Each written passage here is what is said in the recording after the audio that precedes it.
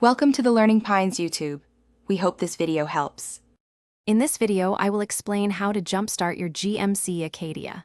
First, ensure you have a set of reliable jumper cables and a working vehicle with a charged battery. Position the vehicles close enough for the cables to reach, but not touching.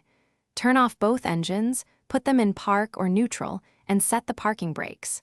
For safety, always wear protective eyewear and gloves before proceeding. Now, let's connect the jumper cables. Take one red positive clamp and securely attach it to the positive terminal of your Acadia's dead battery.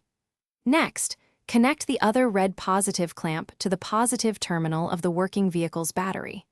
Then, take one black negative clamp and connect it to the negative terminal of the good battery.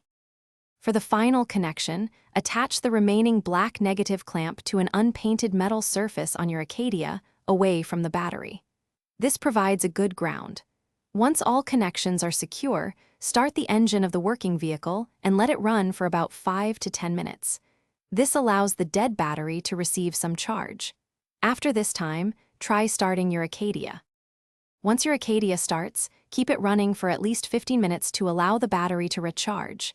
Now, disconnect the cables in the reverse order of connection. First, remove the black negative clamp from your Acadia's metal surface. Then, disconnect the black negative clamp from the good battery. Next, remove the red positive clamp from the good battery, and finally, the red positive clamp from your Acadia's battery. Check the description for a link to little trees, black ice, and other great deals. Thanks for watching. Consider subscribing if we helped you.